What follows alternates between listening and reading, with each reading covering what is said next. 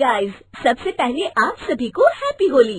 इस होली सीजन पर hello app पर खुशियों के रंग जमाएं और 2 करोड़ रुपए तक के प्राइज जीतिए हेलो के नए होली कैश धमाका के साथ। हेलो ऐप लाया है होली कैश धमाका, जिस पे आपको कुछ नहीं करना, बस एक गेम खेलना है और उसके जरिए आप मजेदार कैश प्राइजेस भी जीत सकते हैं। तो जल्दी से डाउनलोड करो हेलो ऐप और इस कॉन्टेस्ट के मैक्सिमम बेनिफिट्स लो 3 से 9 मार्च के बीच।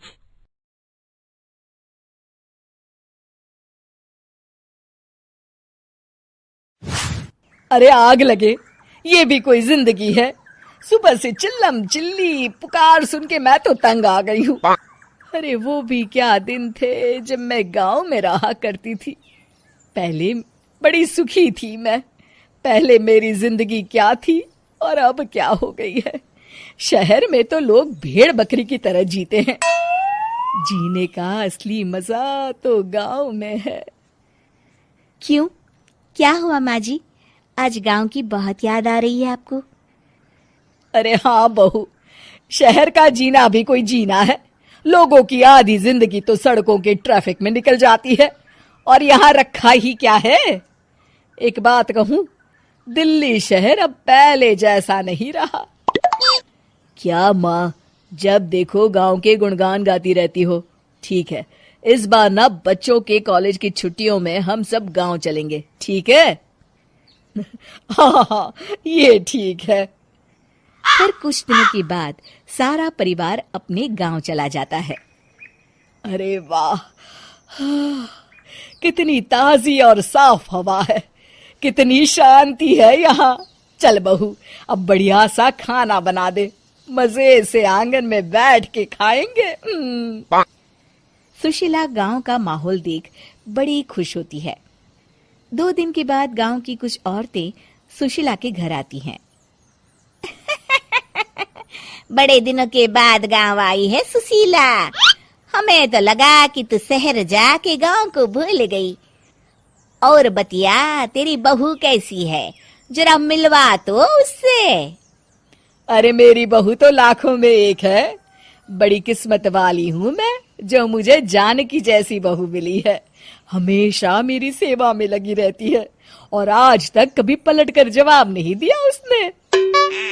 सुशीला की बातें सुनकर सभी औरतें हंसने लगती है।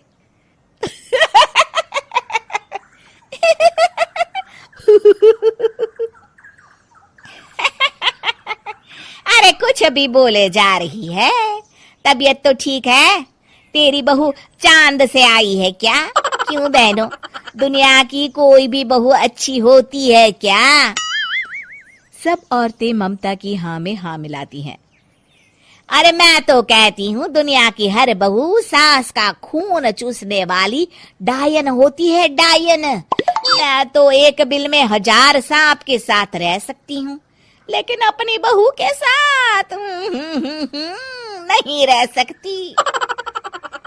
हाँ, तूने सही कहा। मेरी बहू तो तेरी बहू से भी 2 कदम आगे है। सब औरतों की बातें सुनकर ममता मन ही मन बड़बड़ाती है। अरे ये गांव सुधर गया, लेकिन औरतें नहीं सुधरी। अगर थोड़ी देर और इनकी बेवकूफी भरी बातें सुनूंगी तो मैं सच में पागल हो जाऊंगी। फिर सुशीला उन औरतों को घर से दफा कर देती है और राहत की सांस लेती है। अरे बहू, जरा बाम लाके मेरे सर पर तो लगा दे।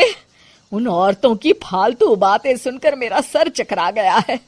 इस गांव की औरतों का तो भगवान ही मालिक है।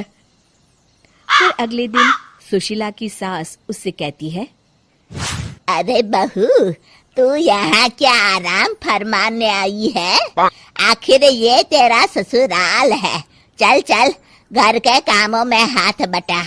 शहर में कुछ काम धाम तो करती नहीं है। जरा अपने आप को तो देख, कितनी मोटी हो गई है। सारा दिन घर का काम करने के बाद शाम को सुशीला, हाय मेरी कमर, हाय मेरे पैरों ने तो जवाब दे दिया। आज तो मुझसे मक्खी भी न मारी जाएगी। अरे बहू, जरा आकर मेरे हाथ पैर तो दबा दे। जी माँ जी, अभी आती हूँ।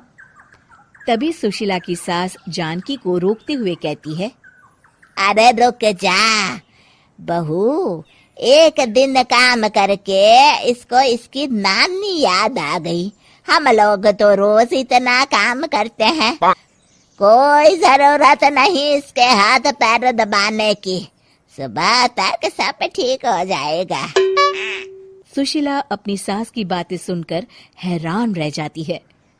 इस तरह धीरे धीरे गांव आने के बाद सुशीला की परेशानी शुरू हो जाती है। फिर एक दिन, अरे आज तो मैं कपिल शर्मा देखूंगी क्योंकि आज संडे है। सुशीला जैसे ही टीवी ऑन करती है तभी बिजली कट जाती है। अरे सत्यानाश, इस बिजली को भी अभी जाना था। इतने दिनों से मैं टीवी सीरियल देख नहीं पाई। हमारा देश इतनी तरक्की कर रहा है, अरे पता नहीं ये गांव कब सुधरेगा। अरे अब तो 2 दिनों के लिए बिजली को भूल जा, ये तो यहाँ रोज की बात है। अब इस अंधेरे में रहने की आदत डाल ले। हाँ। हे भगवान, अब क्या होगा? ऊपर से इन मच्छरों ने जीना हराम कर रखा है।